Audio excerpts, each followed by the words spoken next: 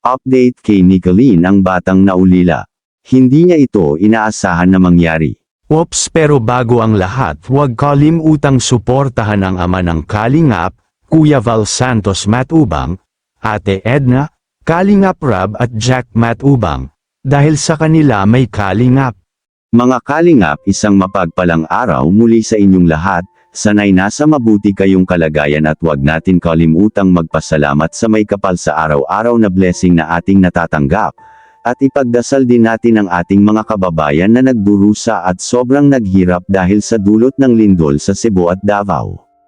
Matagal na ang nakalipas mula ng huling bisitahin ni Kalingap Rab si Nika, ang batang naulila sa kanyang mga magulang, sa isang liblib na lugar kung saan nakatira si Nika at ang kanyang lola na tinuturing niyang isang ina ay makikita natin sa labas pa lang ng kanilang bahay na sobrang hirap ang kanilang nararanasan.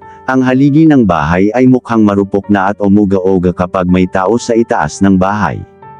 Sa pagbisita ni Kalingap Rab ay kanyang napansin na dapat din palang matulungan ang pamilyang ito na mapabahayan ng Kalingap. Nag-alala si Kalingap Rab nang maramdaman niya nang umakyat siya at pumasok sa loob ng bahay dahil gumagalaw ang sahig nito at ang mga haligi ay umuuga na parang malapit nang bumagsak, kaya makikita natin sa video na nakaramdam ng takot at pag-alala si Kalingap Rab sa kanyang nasaksihan.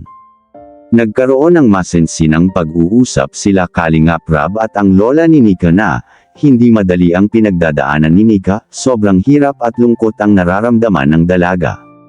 Minsan may pagkakataong nakikita niya sa paaralan na ang iba niyang mga kaklase ay kasabay na naglalakad o hinahatid ng kanilang mga magulang, gaya ng nanay at tatay.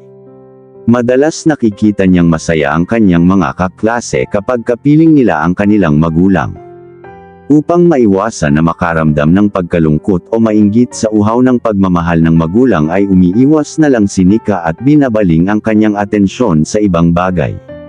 Kahit nakatutok na siya sa ibang bagay kagaya ng pagpupuko sa kanyang pag-aaral at pagbabasa ng aklat para sa advanced learning ay hindi niya pa rin maiwasan na tumulo ang kanyang mga luha at sabay iniisip na kay sarap siguro kung narito pa ang aking mga magulang. Kasi sinisiguro ko na magiging proud sila sa akin, pagbubutihin ko ang aking pag-aaral. At pinapangako ko na kapag nakapagtapos ako at may maayos ng trabaho ay tutulungan ko ang aking mga magulang upang maahon sa kahirapan. Dahil sa napakalalim at tagas sa puso na mensahe ni Nika ay hindi maiwasan ni Kalingap Rab na mapaluha ang kanyang mga mata. Sabay bigay din ng panyo kay Nika dahil ramdam na ramdam ng bata ang pangungulila sa kanyang mga magulang.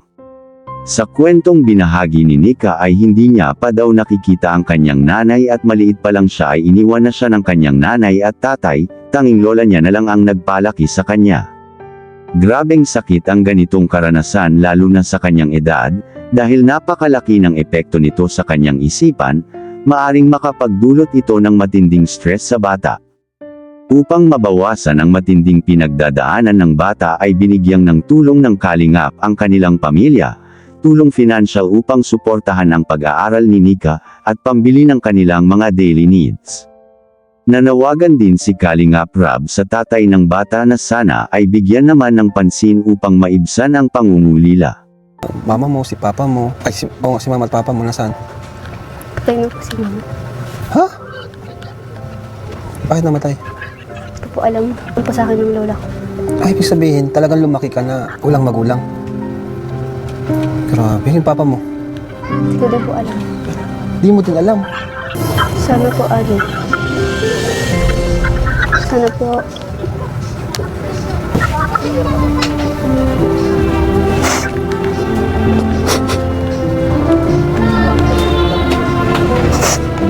Nay, may biyaya po kaming inihatid po para sa kanya na makakatulong po sa kanyang pag-aaral at sa mga kailangan po niyo dito.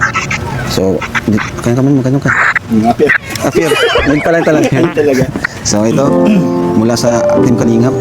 1, 2, 3, 4, 5, 6, 7, 8,000 pesos. Naguluwa si nanay. Ang nanay ni Nika ay maagang nawala dahil nagpatiwakal noong maliit pa lang si Nika, dahil siguro sa hindi magandang pagkakaunawaan ng kanyang mga magulang, pero ang tatay ni Nika ay buhay pa naman pero may iba ng pamilyang kinakasama. Anong masasabi mo tungkol dito mga kalingap? Comment down below. Maraming salamat, ingat palagi and to God be the glory.